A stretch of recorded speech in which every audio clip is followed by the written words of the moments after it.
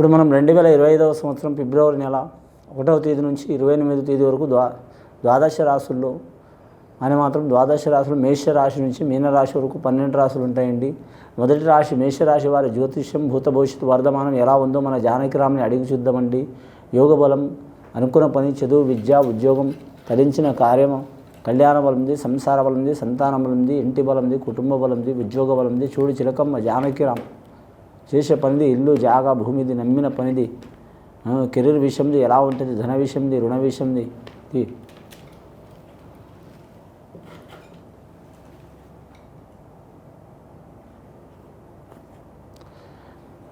ముఖ్యంగా వారి జాతకంలో షిరిడి సాయిబాబా వచ్చిండండి మేషరాశి వారి జాతకంలో. అలాగే వారి జాతకంలో చెప్పాలంటే గోపాలకృష్ణుడు వచ్చిండు, మురళీకృష్ణుడు వచ్చిండు. మేషరాశి వారి జాతకంలో చూడాలంటే మాత్రం ముఖ్యంగా ఈ ఫిబ్రవరి నెల మాత్రం ఏ పని చేసినా మాత్రం చాలా ఇబ్బందికరమైన పరిస్థితులు ఉంటాయండి. వారి జాతకంలో నమ్మిన వారి నుంచి ఇబ్బంది ఉంటుంది.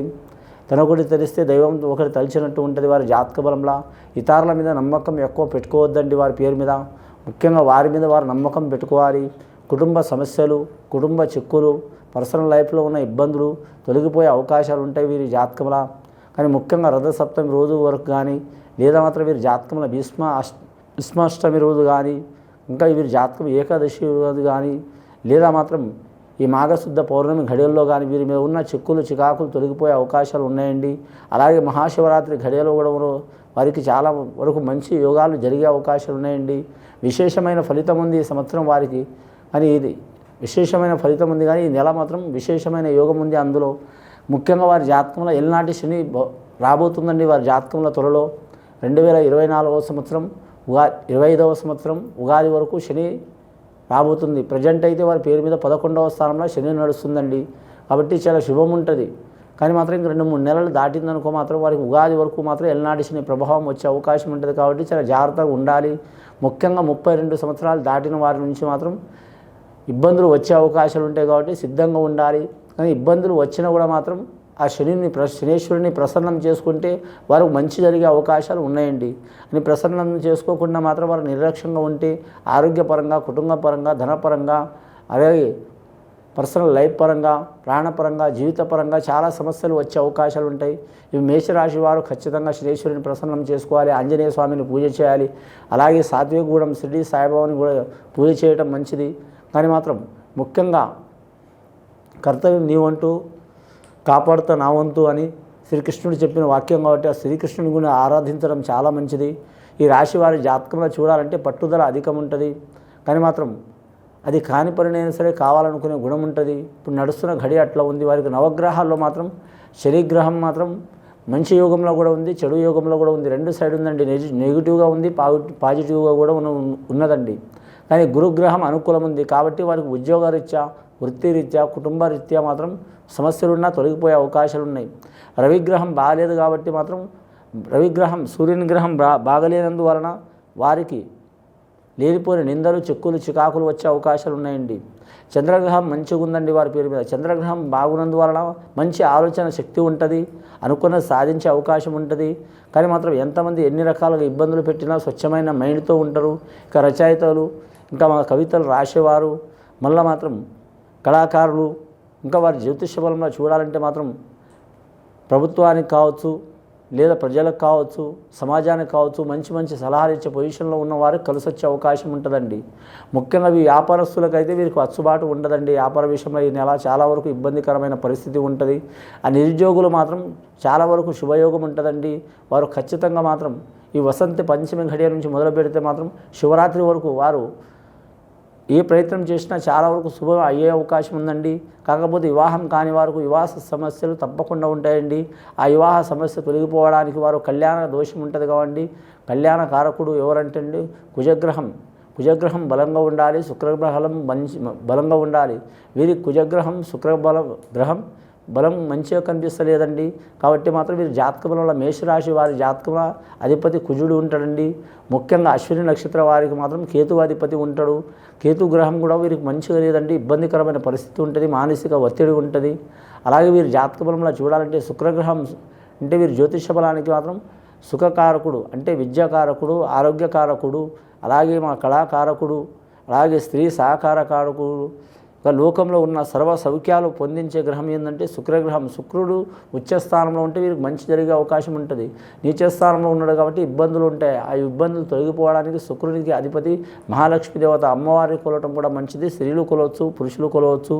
అలాగే వీరు జాతక బలంలో చూడాలంటే మాత్రం వస్త్రాలు ఏ వస్త్రమైనా ధరించవచ్చండి. వీరి జాతక బలానికి లక్కీ నెంబర్ 9 వస్తుంది, 6 వస్తుంది వీరి జాతక బలానికి.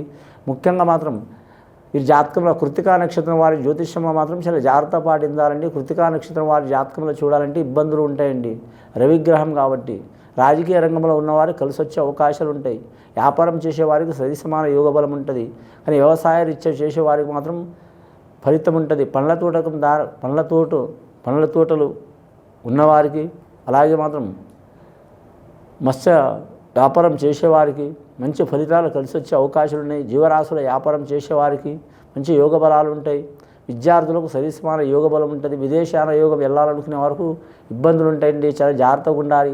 వీరి పేరు మీద చూడాలంటే మాత్రం ముఖ్యంగా మాత్రం ఆంజనేయ స్వామిని పూజ చేయటం, రెండవది మాత్రం శనేశ్వరుని ప్రసన్నం చేసుకోవడం, మూడవది మాత్రం వీరి జాతక బలంలో చూడాలంటే మాత్రం వివాహ బలానికి చికాకులు పోవడానికి మాత్రం ఖచ్చితంగా మా నవగ్రహాలని పూజ చేయటం, నాలుగవది పెద్దల మాట ప్రకారం నడవటం, ఐదవది వీరి పేరు మీద ఏ పని చేసినా 1-4 సార్లు ఆలోచించడం, ఆరవది వీరి జాతకంలో కుటుంబ సమస్యలు మాత్రం నిదానంగా నెరవేర్చుకోవడం అని మాత్రం మంచిది. ఏడవది వీరి పేరు మీద స్నేహితులు సన్నిహితులతో చాలా జాగ్రత్తగా ఉండాలి.